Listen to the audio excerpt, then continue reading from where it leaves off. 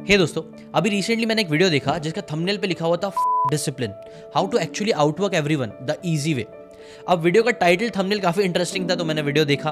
Video के अंदर जो बात बताई गई थी ना, वो भी एक हद तक सही बताई गई थी। उस वीडियो में बताया गया था कि ना मैक्सिमम लोगों से अगर आप पूछोगे कि अगर आपको लाइफ में आगे बढ़ना है तो क्या एक चीज चाहिए, तो सब आपको बोलेंगे डिसिप्लिन डिसिप्लिन। लेकिन उसने बोला कि नहीं, ऐसा जरूरी नहीं है। अगर आपको लाइफ में आगे बढ़ना है, दूसरों को आउटवर्क करना है, तो एक चीज जो आपको सबसे ज्यादा इंपॉर्टेंट है वो है अपने नेचुरल इंक्लिनेशन की तरफ जाना।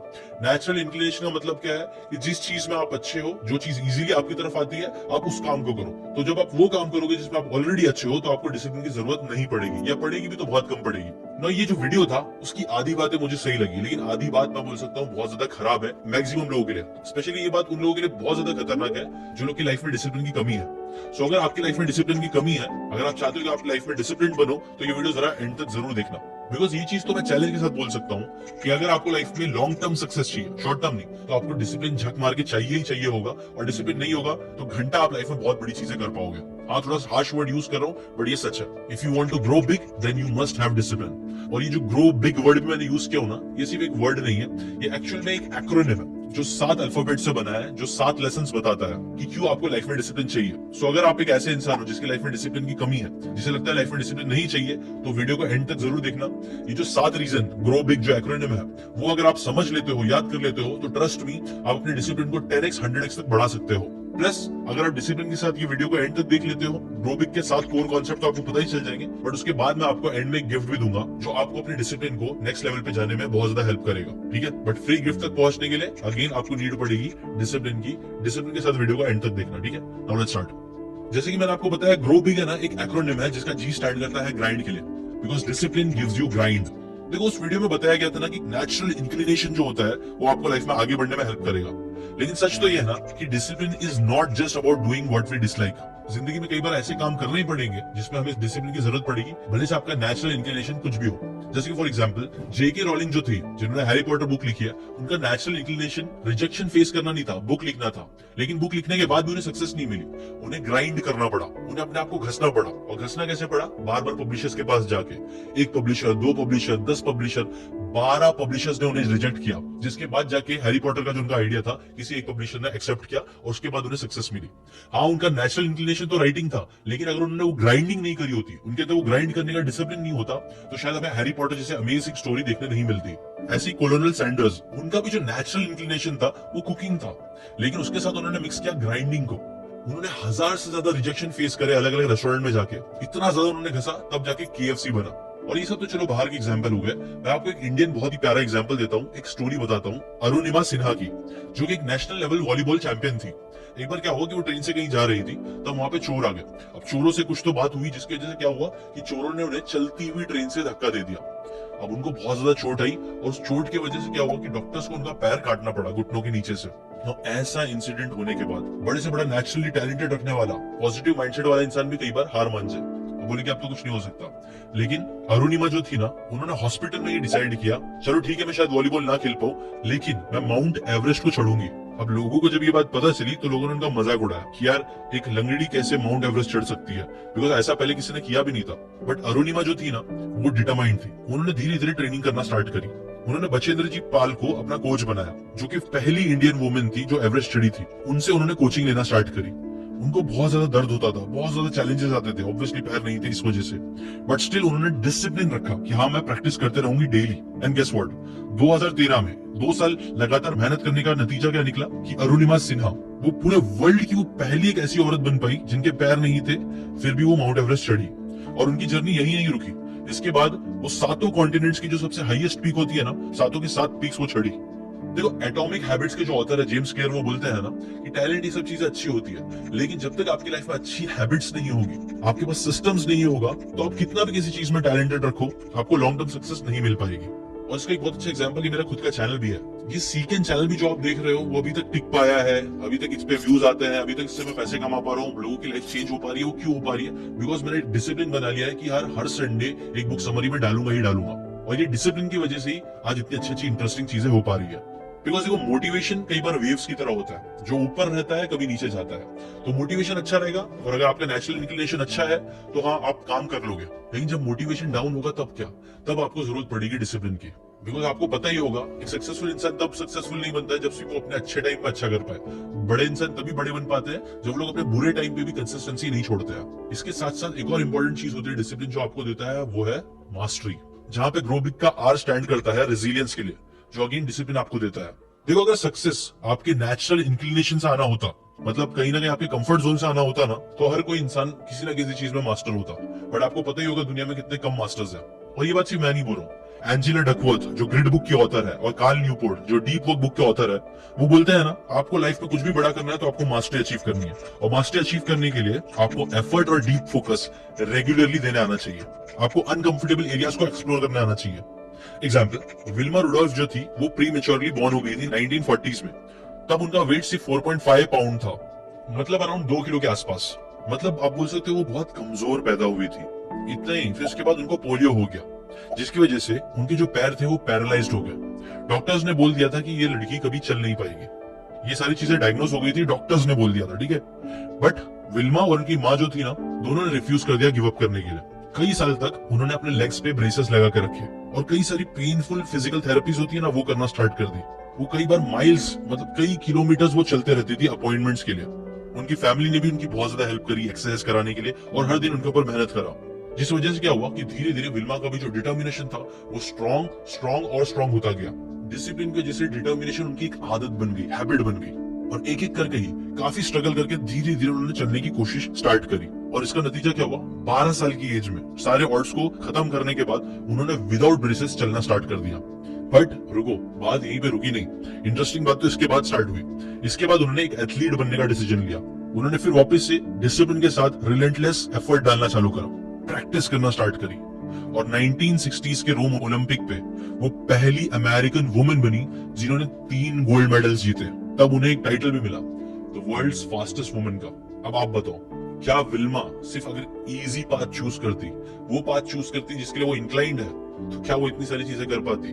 मैंने और आपने से कई सारे एग्जांपल्स देखे होंगे, अपने आसपास ही देखे होंगे। कई सारे हमारे दोस्त होते हैं, लोग होते हैं जो कुछ चीजों में बहुत अच्छे होते हैं। जैसे कि फॉर एग्जांपल एक बंदा है जो गिटार बहुत अच्छा बजाता है, नेचुरल इंक्लिनेशन है उसका गिटार बजाने में, और उसको उस चीज के लिए एफर्ट नहीं लगता है, लेकिन फिर भी देखना वो बहुत बड़ा गिटार प्लेयर या फिर सिंगर नहीं बन पाता है। क्यों?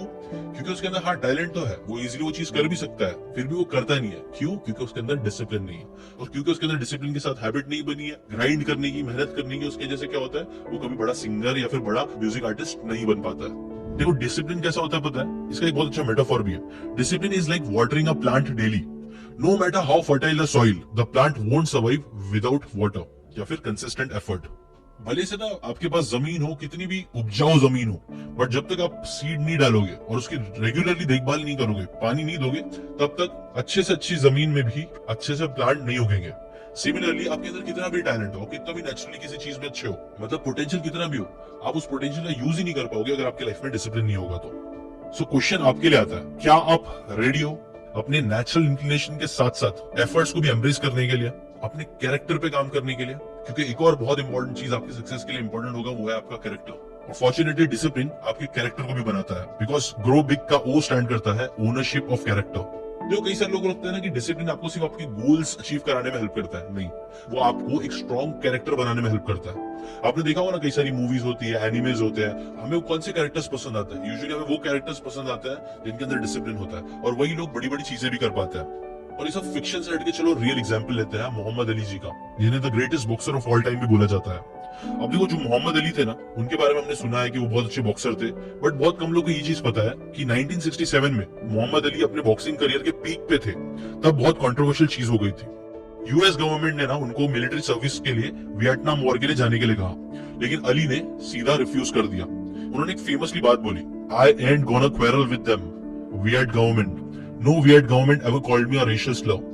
उनका एक और कोट था कि why should they ask me to put a uniform and go 10,000 miles from my home and drop bombs and bullets on brown people in Vietnam, while so-called Negro people in Louisville are treated like dogs and denied simple human rights। देखो, मोहम्मद अली को ना war से डर नहीं था, वो अपने principles को लेके, अपने रिलीजन को लेके और अपने आप को लेके बहुत ज्यादा स्ट्रॉन्ग थे कि भाई मैं ये चीज तो करूंगा ही नहीं। क्यों मैं जाके मासूमों को वियतनाम में मारूं, जबकि मेरे देश में ही जो मेरे भाई है, जो ब्लैक्स है, उनको कुत्तों की तरह ट्रीट किया जा रहा है, उनको बेसिक ह्यूमन राइट भी नहीं दी जा रही है। तो पहले आप इस चीज को सही करो। अली है ना काफी रिलीजियस थे और अपने मोरल वैल्यूज को एज अ मुस्लिम बहुत मानते थे। वो इसीलिए हमेशा जस्टिस और इक्वालिटी के लिए लड़ते थे। इसीलिए उन्होंने यूएस के खिलाफ ही वॉर छेड़ दी उसी कंट्री में रहते हुए। इसके जैसे कॉन्सिक्वेंसेस भी बहुत बड़े बड़े निकले। उनको उनके हैवीवेट चैंपियन से स्ट्रिप कर दिया गया। उनको बॉक्सिंग से 3 साल के लिए बैन कर दिया गया। पब्लिक ने उन्हें बहुत ज्यादा क्रिटिसाइज किया, बुरा भला बोला, लीगल बैटल्स चालू हो गए, कई सारे लोग ने कई सारी अलग अलग धमकियां दी। लेकिन इसके साथ भी वो डिसिप्लिन के साथ खड़े हुए थे अपने प्रिंसिपल्स के लिए, क्योंकि उनका एक स्ट्रॉन्ग कैरेक्टर था। वो चाहते तो इजियर पाथ चूज कर सकते थे, लेकिन उन्होंने नहीं चूज किया, वो लड़े। और ये कैरेक्टर क्यों बन पाया? Because he was a disciplined person. देखो जो वीडियो मैंने देखा ना, उसके अंदर बताया गया है कैसे इजी पाथ चूज करना अच्छा है, बेटर है आपके लिए। बट स्टीवन कवी, जो 7 habits of highly effective people book के ऑथर है, वो बोलते हैं डिसिप्लिन है ना आपके अंदर इंटेग्रिटी, रिलायबिलिटी और अकाउंटेबिलिटी बढ़ा देता है। ये तीनों क्वालिटी है ना आपके करियर के सक्सेस में आपको बहुत हेल्प देते हैं, और उससे भी इंपॉर्टेंट ये आपको एक स्ट्रॉन्ग कैरेक्टर बनाते हैं। इसीलिए डिसिप्लिन को सिर्फ एक छोटे माइक्रोस्कोप से देखने की कोशिश मत करो, बल्कि पूरी आंखें खोल के वाइडर पर्सपेक्टिव से देखने की कोशिश करो, क्योंकि यही चीज फिर आपको अडेप्टेबल बनने में भी हेल्प करेगा, जो लाइफ में बहुत ज्यादा इंपॉर्टेंट है। और ग्रो बिग का 4th पॉइंट भी है, discipline will give you wide adaptability with changing times.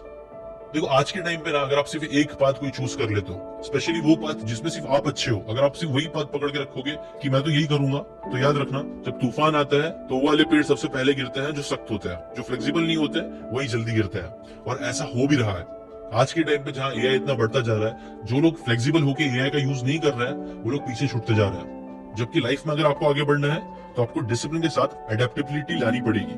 और इसका बहुत अच्छा एग्जांपल है नेटफ्लिक्स का। नेटफ्लिक्स जो था ना, जब वो स्टार्ट हुआ था तब वो एक डीवीडी रेंटल कंपनी थी, बट फिर मार्केट चेंज होना स्टार्ट हो गया, तो धीरे धीरे उन्होंने देखा और डिसिप्लिन के साथ अपना बिजनेस बंद करने के बजाय उन्होंने मेहनत करते करते अडेप्टेबिलिटी लाई, और उन्होंने फिर खुद के ओरिजिनल कंटेंट बनाने पे फोकस किया, जिसकी वजह से आप जानते ही हो आजकल नेटफ्लिक्स कितना ज्यादा फेमस है। और ये सब ट्रांसफॉर्मेशन क्यों आया? बिकॉज उन्होंने डिसिप्लिन के साथ इनोवेशन पे फोकस किया। सिर्फ ये नहीं बोला कि नहीं भाई हम तो डीवीडी रेंटल कंपनी है, यही हमारा सबसे इजी पाथ है, इसमें हमारा नेचुरल इंक्लिनेशन है तो हम इस पे ही रहेंगे। नहीं, उन्होंने अपनी ओरिजिनल स्ट्रेंथ के साथ साथ डिसिप्लिन इनोवेशन पे फोकस किया। इसकी वजह से ब्लॉकबस्टर और ऐसी कई सारी दूसरी कंपनी से हटके नेटफ्लिक्स आज इतनी बड़ी बन पाई। आप खुद इमेजिन करो, अगर एक आदमी है जो ड्राइंग में समझो बहुत अच्छा है, ठीक है, उसका नेचुरल इंक्लिनेशन है ड्राइंग में, उसको मेहनत नहीं लगती है, उसको बुरा नहीं लगता है, उसको मजा आती है करने, लेकिन अगर वो डिसिप्लिन के साथ रेगुलरली ड्राइंग करेगा ही नहीं, तो आपको लगता है उसका नेचुरल टैलेंट उसको कुछ सिग्निफिकेंट दे पाएगा? नहीं। वहीं दूसरी तरफ सोचो, एक और आदमी है, वो एवरेज टैलेंट है, उसके पास इतना अच्छा ड्राइंग का टैलेंट नहीं है, लेकिन वो डेली डिसिप्लिन के साथ प्रैक्टिस करता रहता है। आप बताओ इन दोनों में से कौन प्रोफेशनल आर्टिस्ट बन पाएगा और उससे कुछ अच्छा बिजनेस भी क्रिएट कर पाएगा? याद रखो, डिसिप्लिन कभी कभी हवा की तरह होता है, और आप समझो एक नाव की तरह हो, लकड़ी की नाव जिसमें मोटर ये सब नहीं है। जब तक आपको हवा नहीं मिलेगी आपकी बोट आगे नहीं बढ़ पाएगी, भले से आपने कितनी भी ब्यूटीफुल और टैलेंटेड बोट बना के रखी है। डेस्टिनेशन तक पहुंचना है तो हवा की जरूरत पड़ेगी। आज के टाइम में आपको अडेप्टेबल होना बहुत जरूरी है, और अडेप्टेबिलिटी तभी आएगी जब आप डिसिप्लिन के साथ रेगुलरली काम करते हो, अडेप्ट करते हो, लर्न करते हो और आगे बढ़ते हो। तो आपसे क्वेश्चन है, क्या आप वन परफेक्ट पाथ जो आपके लिए बेस्ट है उस पर ही टिके रहोगे, या फिर डिसिप्लिन के साथ अडेप्टेबिलिटी भी लाओगे? क्योंकि आप समझते हो एक बैलेंस होना बहुत जरूरी है स्ट्रेंथ और डिसिप्लिन का, और यही है ग्रो बिग का 5th पॉइंट, जो है balance between strength and discipline. देखो जिस चीज में हम अच्छे होते हैं वो हमें सेफ फील कराता है, अच्छा फील कराता है। जैसे कि अगर आप ड्राइंग में अच्छे हो, आप ड्रॉ करोगे तब तक आप सेफ फील करते रहोगे, लेकिन सडनली अगर आपको मैं बोलूं कि आपको ड्राइंग को बेचना पड़ेगा पैसे कमाने के लिए, तब क्या होगा? उस वीडियो में ऐसे ही कुछ बोला गया। बट एक्सपर्ट जो कि कैरल ड्वेक है, वो बोलती है ना, आपका माइंडसेट कभी भी फिक्स नहीं होना चाहिए, ग्रोथ वाला होना चाहिए, जिसके बारे में मैं आगे भी बात करूंगा। बट मोटी बात यह है ना कि कभी कभी आपको अपने वीकनेसेस पे काम करने आना चाहिए, अगर वो चीज की रिक्वायरमेंट है तो। चलो एग्जाम्पल देते हैं MS धोनी का। इनिशियली धोनी जो थे ना, वो एक एक्सप्लोसिव बैटिंग करते थे, बट उनके अंदर ना फिनिशिंग स्किल्स थी वो कम थी, वो विकेट कीपिंग में भी इतने अच्छे नहीं थे स्टार्टिंग में। बट फिर उन्होंने इन चीजों पे काम किया, इसके साथ साथ उन्होंने और भी दूसरी चीजों पे काम करा, जिसकी वजह से ही वो वर्ल्ड्स के ग्रेटेस्ट फिनिशर्स में भी आए और एक बहुत अच्छे विकेट कीपर भी बने, प्लस एक बहुत अच्छे लीडर भी बने, जिन्होंने इंडिया को तीनों फॉर्मेट में बहुत अच्छे रिजल्ट्स दिलवाए। तो उस वीडियो में बताया कि कैसे आपको ना उस चीज पे डबल डाउन करना चाहिए जो आपके स्ट्रेंथ है, लेकिन बेटर अप्रोच ये है कि आप एक बैलेंस्ड अप्रोच रखो, स्ट्रेंथ को समझो, लेकिन फिर अपने वीकनेसेस पे भी ध्यान दो, अगर उस चीज के रिक्वायरमेंट आपको आगे बढ़ाने के लिए है तो। कई लोगों को लगता है डिसिप्लिन है ना आपको केज में बांध देता है, नहीं, डिसिप्लिन एक्चुअली केज की चाबी जैसा है। पहले तो शायद आपको लगेगा कि आप अपने आप को केज में बांध रहे हो, बट फिर धीरे धीरे जब आप डिसिप्लिन आ जाएगा ना आपकी लाइफ में, तब आप रियलाइज करोगे कि एक्चुअली में ये चाबी आपको फ्रीडम की तरफ लेके जाएगी। और इसका एक बहुत अच्छा एग्जांपल जोको विलिंग देते हैं, जो कि एक फॉर्मर नेवी सील कमांडर है और ऑथर भी एक बहुत अमेजिंग बुक की, जिसका नाम है डिसिप्लिन इक्वल्स फ्रीडम। वो है ना इसी प्रिंसिपल्स पे जिंदगी जीते हैं। वो हर सुबह 4:30 बजे उठते हैं, इसलिए नहीं कि उन्होंने अपने आप को ऐसा बांध के रखा है, वो इसलिए उठते हैं बिकॉज वो बोलते हैं कि ये चीज से मुझे फ्रीडम मिलती है अपने दिन की, कि मुझे दिन में क्या करना है।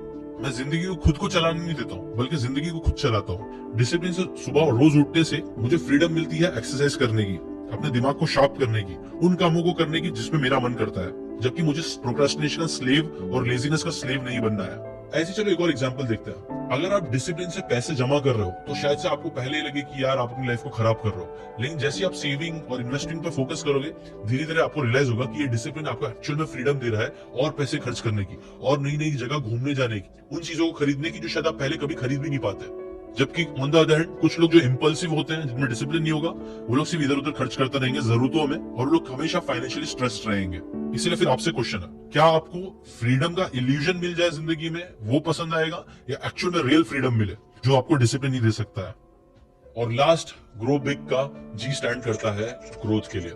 जैसे कि मैंने आपको पहले बताया, कैरल डवेक की जो बुक है माइंडसेट, जो कि बहुत ही अमेजिंग बुक है, उसके अंदर वो बताती है ना कि अगर आप लाइफ में फिक्स माइंडसेट रखते हो कि यार मैं ये चीज में अच्छा हूं, मैं तो बस यही करूंगा, मुझे तो बस यही आता है, ऐसी चीजें जब तक आप बोलते रहोगे ना, तब तक मतलब आपका जो माइंडसेट है वो फिक्स्ड है। और जो फिक्स माइंडसेट वाले लोग होते हैं ना, वो लोग एक्चुअल में बहुत स्ट्रगल करते हैं जिंदगी में, बिकॉज वो कहीं ना कहीं चाहते हैं कि पूरी दुनिया, बाकी सब लोग उनके हिसाब से चले। लेकिन आपको भी पता होगा कि जिंदगी में अगर आप सिर्फ किसी एक चीज पे कंट्रोल कर सकते हो तो वो है आप खुद अपने आप के ऊपर। और अगर आप अपने आप को मान लो कि भाई मैं सिर्फ ऐसे ही हूं और इससे बदल ही नहीं सकता हूं, तो ना आपके अंदर अडेप्टेबिलिटी आएगी, ना आप सक्सेस अचीव कर पाओगे।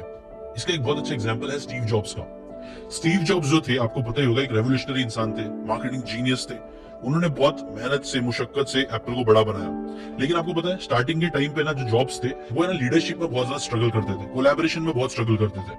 उनका जो कंट्रोलिंग नेचर था ना कि यार ऐसा ऐसे ही होना चाहिए, मेरे हिसाब से हर चीज होना चाहिए, वो कई बार एप्पल्स में प्रॉब्लम क्रिएट कर देता था। इसकी वजह से उन्हें उनकी खुद की कंपनी से फायर कर दिया गया था। अब देखो, वो चाहते तो हमेशा वैसे ही रह सकते थे, लेकिन नहीं, उन्होंने फिर धीरे धीरे लीडरशिप के बारे में सीखा, टीम वर्क के बारे में और ज्यादा मेहनत करी, इमोशनल इंटेलिजेंस पे काम किया, ऐसे एरिया पे काम करा जो नेचुरली उनको इतने सही से नहीं आते थे, बट स्टिल उन्होंने उस पर फोकस किया, जिसकी वजह से फिर उनका एप्पल में वापस से रिटर्न मिला। उनकी न्यू स्किल्स के साथ उन्होंने वापस से कंपनी में काम किया और एप्पल को one of the most successful company of all time बना दिया। इसीलिए याद रखो, डिसिप्लिन जो है ना, वो आपको ग्रोथ माइंडसेट देता है, जो बहुत ज्यादा जरूरी है किसी भी फील्ड में लाइफ में आगे बढ़ने के लिए। एक और एग्जांपल दूं, अगर आप अपनी सिर्फ स्ट्रेंथ पे रिलाई करते हो तो ऐसा ही है कि जैसे आप एक अच्छे से अपना जो घर का मकान है, जो मजबूत मकान है, उसमें रह रहे हो, लेकिन हाँ, जब तक आप अंदर रहोगे ठीक है, आपको अच्छा लगता रहेगा, लेकिन आप अंदर ही रह जाओगे कैद। आप ना बाहर की अपॉर्चुनिटी सारी मिस कर दोगे। बेटा, आपको खुद को पता होगा, हम इंसान या चिड़िया वो तभी ग्रो करती है जब अपने नेस्ट से बाहर निकलती है, जब वो अपने आप को अनकंफर्टेबल सिचुएशन में डालती है। सो अगेन क्वेश्चन आता है, क्या आप अपने कंफर्ट जोन से बाहर निकलने के लिए तैयार हो, डिसिप्लिन लाने के लिए तैयार हो कि नहीं? और ये पूरी वीडियो को ना एक बहुत पावरफुल स्टोरी के साथ खत्म करना चाहूंगा मैं। आपको पता है, एक 21 साल का लड़का था, टेरी फॉक्स नाम का, जिसे डायग्नोस हो गया था बोन कैंसर। उसका जो राइट लेग था, उस वजह से उसे काट दिया गया था नी के ऊपर तक। अब किसी भी इंसान के लिए ये बहुत डेविस्टेटिंग होता, और ये चीज समझो जिंदगी खत्म हो गई, वैसे टाइप की चीज होती। लेकिन टेरी ने ना इसको एक मिशन की तरह देख लिया। उन्होंने डिसाइड किया कि वो कनाडा में ना कैंसर रिसर्च के लिए पैसा रेस करेंगे। पहले उनका ऐसा कोई गोल नहीं था, लेकिन अब उन्होंने उसको ऐसा गोल बना लिया। अब किसी भी ऐसे इंसान के लिए जिसका लेग ही नहीं है, उनके लिए करना बहुत मुश्किल होता।